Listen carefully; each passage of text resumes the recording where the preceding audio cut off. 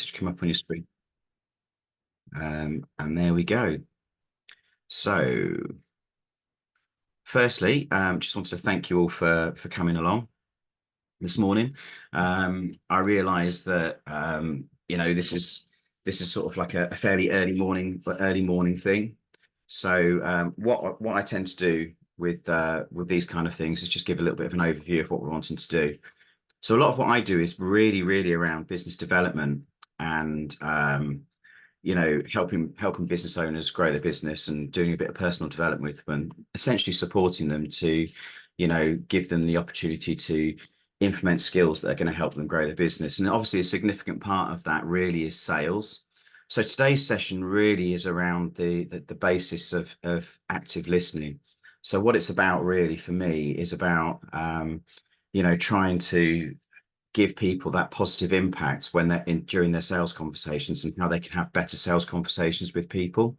So to just give you a bit of an overview about the areas that I'm going to cover this morning, there are four main areas. So the first thing is really what you shouldn't be doing in sales. And there are a number of things that you shouldn't do in sales. And then I'm going to give you a little bit of a background about active listening and the concept and where the concept actually came from, because it didn't come from a sales environment. It actually came from a counseling perspective. So I want to sort of explain that a little bit. And I think what that does is that gives you a bit of a perspective on how it actually works. And then what I'm going to do is I'm going to sort of look at the four key components that you need to practice during active listening. And finally, what I'm going to do is I'm actually going to give you a practical process that you'll be able to take away with you, and you'll be able to implement straight away. And hopefully what that will do is that will essentially help you have better sales conversations. So that's what we're going to be running through this morning. And hopefully, all going well, we should be done and dusted before 9:30. So that's kind of my plan, really. And if any of you have got any questions or whatever, feel free to jump in and ask a question as I'm going along, but I'll give you an opportunity to have a bit of a discussion at the end as well. So let's kick on with this. So the first thing I really want to talk about more than anything else is how sales techniques have changed over the years. So we'll all remember, the double, well, some of us will remember the double glazing salesmen of the 1980s, where they'd come into your house and they'd sell you your double glazing. They'd start off at maybe £15,000 to sell you the double glazing for your whole house, and by the end of it, they've been out to the hallway to talk to their boss for a couple of minutes, and then they come back in and they say, well, we can, instead of £15,000, we can do it for £8,000. And then they'd go down to £4,000, and eventually at 2 o'clock in the morning, you'd sign a deal for £2,500. And they'll eventually leave after having about 8 cups of tea and various other bits and bobs. So that was kind of like a real recognized, pushy, hard sell sales process that was done years ago. Now, when I first started selling, sales trainers would give you the perfect pitch, or how to deliver the perfect pitch. And what they would always talk about is, these are the benefits of the product. Tell the client about the benefits of the product. Explain how it's going to revolutionize their life.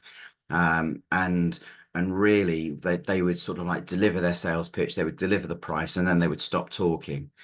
And that the traditional sales view was that the next person to speak loses. So if you were sat in front of a buyer and they you've got these theories that sometimes you'd have a salesperson, it'd be like a standoff at the OK Corral, where you had a salesperson not speaking and a buyer not speaking because they knew the game was the next person to lose. Now, that doesn't really work anymore. And part of the reason behind that is because a lot of people, they will only buy when they actually really want to buy. And that's the thing. So what you don't have anymore is you don't have that kind of hard sell, because buyers are far more savvy than they used to be. And so what you've got to do is you've really got to work hard to effectively really understand what the buyer wants. So there's some simple things that you really want to avoid when selling. So the first thing is, don't be pushy. I mean, it seems quite obvious, but actually you there's no point being pushy. So you are going to have during a lot of sales conversations, you will always have that opportunity where people will probably give you some objections as to why they don't want the service or why it's not right for them at the moment. And if you handle those objections properly, and they're still not ready to buy, and they've given you legitimate reasons as to why they're still not ready to buy, and you're picking up on that vibe, don't be pushy. Don't sort of push them into trying to get that sale, because they're not likely to buy from you then, and they certainly won't buy from you in the future. If you understand that they're not ready to buy, and then walk away, or maybe arrange a different time to talk, they're far more likely to have a conversation with you. The second thing is don't talk too much. And this is a big thing of mine. A lot of salespeople, what they do is they'll talk and they'll talk and they'll talk and they'll talk. And the client doesn't get the opportunity to talk. Now, when you're selling, and Sarah, you mentioned it a minute ago, you're in a service-based industry. When you are in a service-based industry, you need to understand what the client needs, and that's the thing. So don't talk too much. Silence is your friend, and questions are your friend, and we'll go into more on that in a little while. But only they can tell you what's going on in their life. You can't tell them what's going to change their life if you don't know what's going on. So talking too much is a massive problem for a lot of salespeople. And then the last thing really is don't sell your product. So what do I mean by don't sell your product? All products have a benefit, have multitude of benefits and advantages and that sort of thing. But avoid giving a monologue of the features and benefits of a product or service. Because again, people don't care. You might have 8 or 9 different benefits to a product that you're providing for somebody, but actually, if you've got those, if it might be only 2 or 3 things that those people are interested in. So if you could be wasting your breath for the further 6, and actually people might switch off. So it's not about selling your product anymore. It's about building a relationship, and that's the thing. And this statement is very, very true. The hard sell doesn't work anymore because, like I say, buyers are savvy and they know what they're doing, and they're not going to go for the hard sell. So that's what not to do.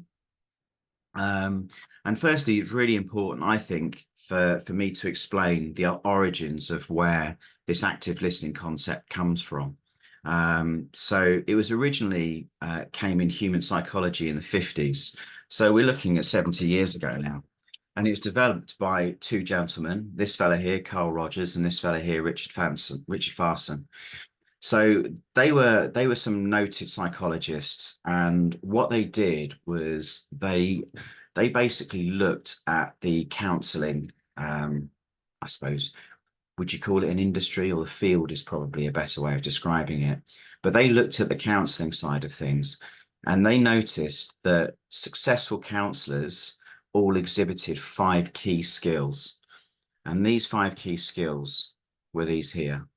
So empathy, compassion, respect, sincerity, and personal vulnerability. And all of them had these, exhibited these skills really, really well. And these were the people that managed to get great results for the clients. These were the counselors that were very, very busy. And these were the counselors that had a lot of success with people's mental health and supporting people through difficult times and everything else.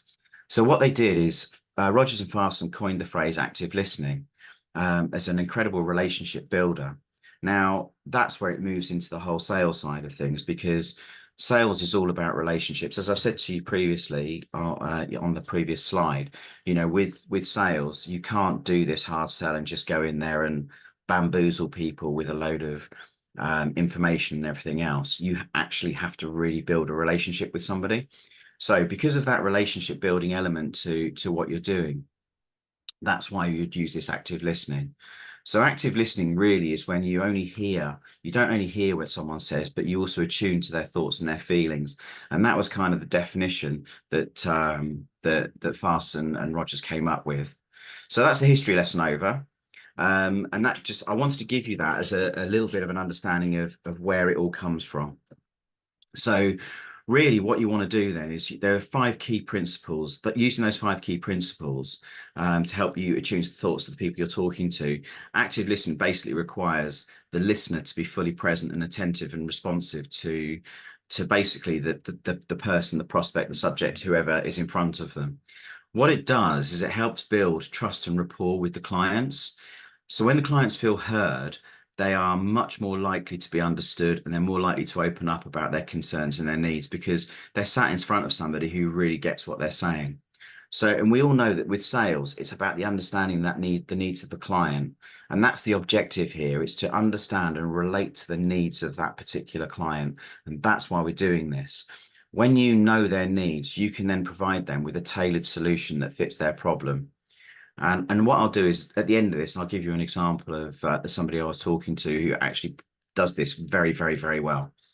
So anyway, so how do you do that? So you've got there's four key components to active listening, and these are the things that you really, really need to practice. So the first one is giving you full attention. So when you give your prospect the full attention, full undivided attention, what you're doing is you're showing them that you value their input and you're making them feel like the center of the conversation. So remember, with verbal communication, and it's only a small proportion of communication in general.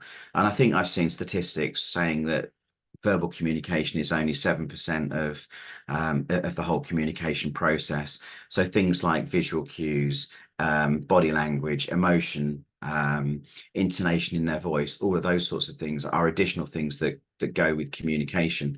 Even when you turn up to a meeting, you know, if you're dressed in the correct way when you go to a meeting, then it gives the right impression to the person when you're walking in.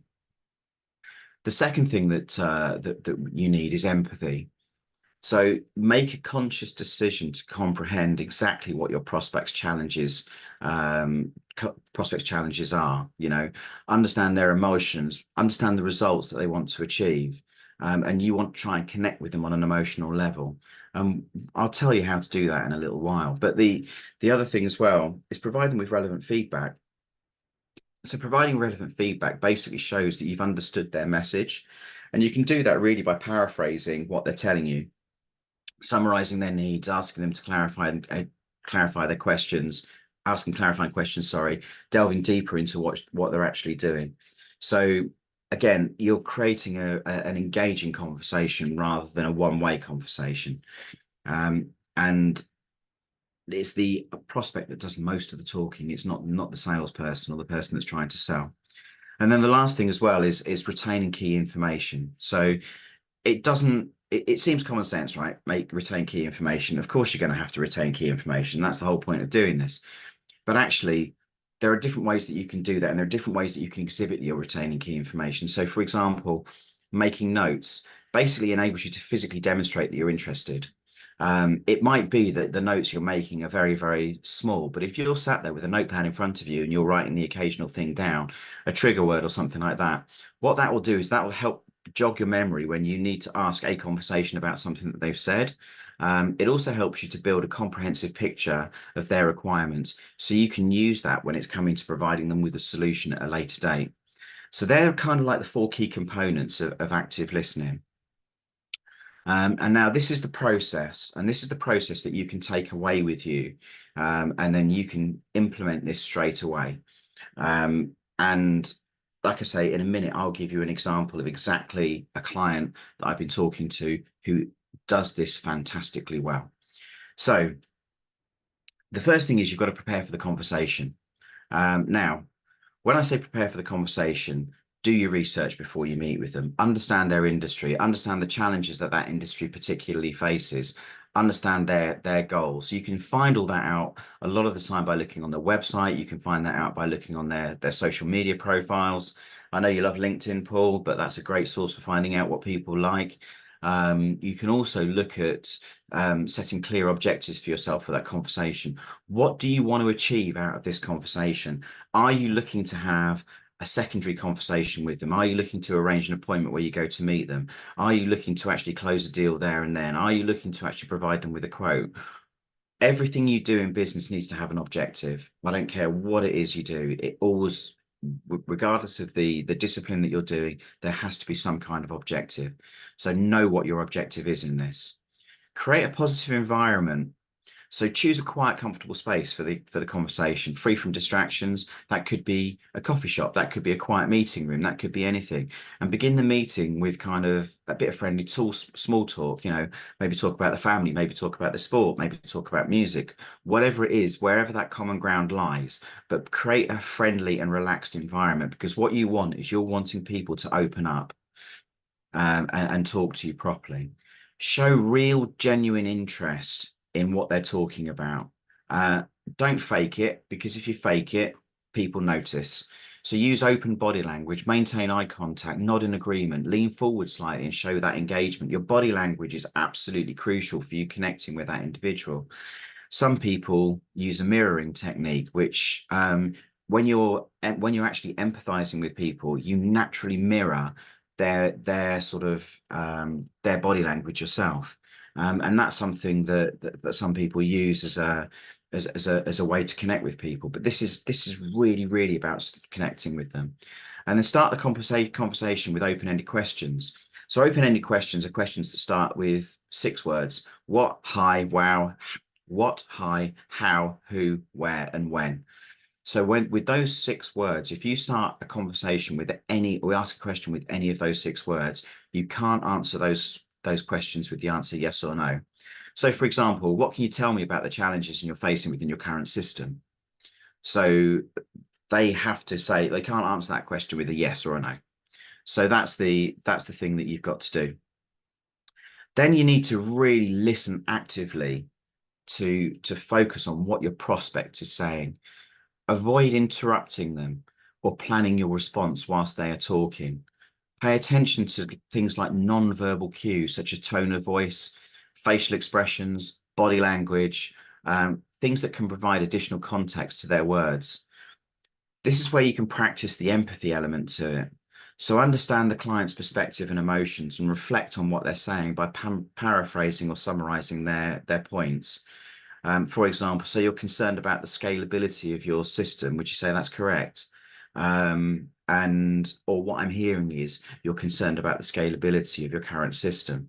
So what you're doing is they're giving you that back, and then you ask another question about the scalability of their product, for example, or what that concern is, and you're delving deeper in to try and find what the problem is.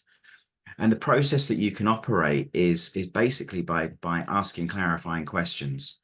Um, and by asking those clarifying questions, if something is a bit unclear, use questions like, can you elaborate on that point? Or what do you mean by something like that?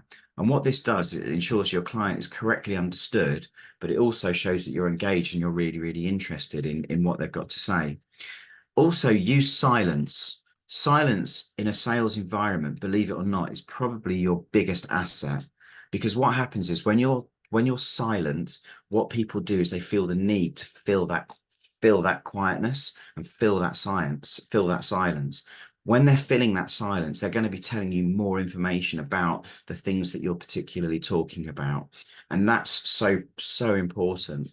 And what you can do is when you're asking these clarifying questions, what you're able to do is you're able to ask a question, ask a second question, and then practice the empathy. So you go through that process and you continue going through that process.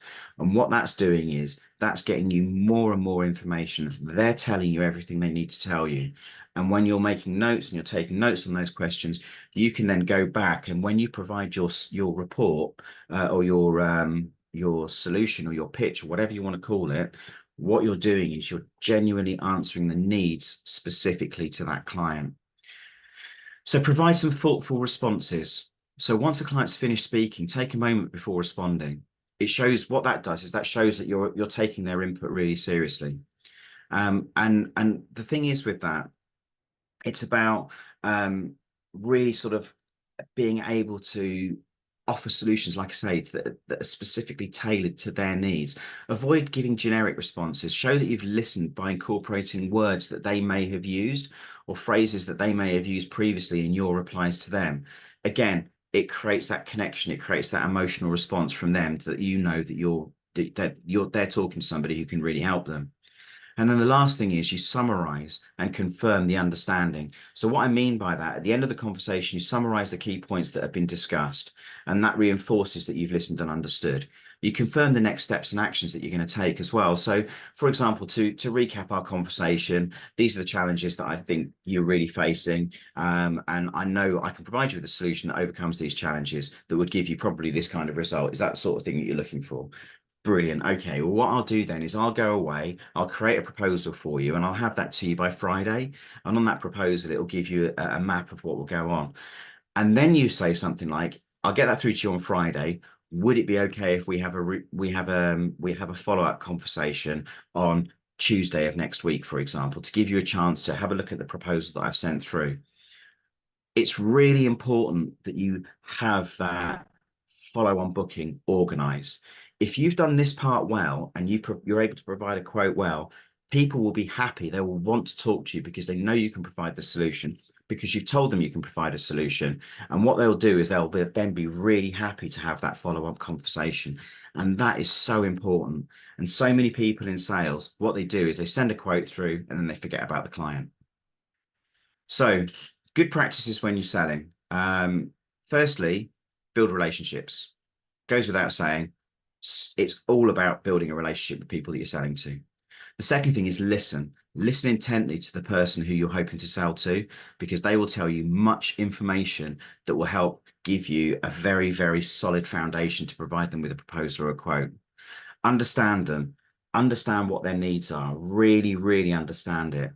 And this is the important thing, clarify their need. If you can understand what their need is and then you clarify with them, you know you've got it right. And then you obviously provide them with a solution. So that's kind of a very, very quick overview of the whole sort of active listening side of things. Just to give you a little bit of background about me, what I do is I do sales. I help people with their sales, troubleshooting with their sales side of things. That's one thing I do.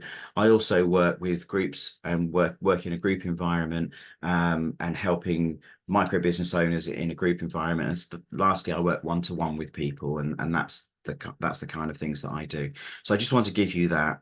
And give you that information. And then also there's my contact details if anybody wants to reach out to me. And Sarah, let's definitely have a Zoom call. But what I'd like to do very quickly is just throw it back to the room. So I'll just stop the share of the screen. And I'll just go back into the room and just see, has anybody got any questions on what I've just talked about there? Because obviously I've just talked to you for about 20 minutes, hardcore. And I just wanted to see if anybody's got any feedback or any questions they'd like to ask. No one's got any questions. So either I've done a great job or that's been really boring. So so that's fine. Well, it just leaves me to say thank you very much for coming along today. I shall stop the recording. And there we go. The recording stopped. Sure, I'll stop recording.